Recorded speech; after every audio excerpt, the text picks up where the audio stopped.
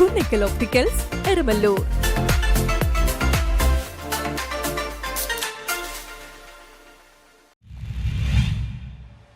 Adivad football മത്സരത്തിനിടെ gallery തകർന്നു വീണ് 40ഓളം പേർക്ക് പരിക്ക്.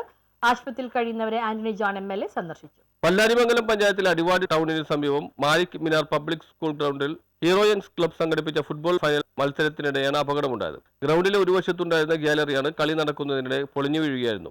ഏതായാലും മറ്റ് വലിയ തോതിലുള്ള ഒരു ഗുരുതരമായ പരിക്കുകളോ അത്തരം പ്രശ്നങ്ങളോ അതുമായി ബന്ധപ്പെട്ടുകൊണ്ട് ഉണ്ടായിട്ടില്ല. ഇവിടെ ക്ലബ്ബ് ഏതായാലും ചാരിറ്റി പ്രവർത്തനങ്ങൾക്ക് വേണ്ടി അവർ തുടർച്ചയായി നടത്തുന്ന ഇടപെടലാണ്. മാതൃകാപരമായി തന്നെയാണ് ക്ലബ്ബ് 27 വർഷക്കാലം. ഇപ്പോൾ ഞാൻ മനസ്സിലാക്കുന്നത് ഈ കോവിഡിൻ്റെ വേളയിൽ ഒഴിച്ച് ഏതാണ്ട് 10-20 വർഷക്കാലം ഈ ടൂർണമെൻറ്റ് സജീവമായി ഈ പ്രദേശത്ത് സംഘടിപ്പിച്ചിട്ടുള്ള ഒരു ക്ലബ്ബ് കൂടിയാണ്.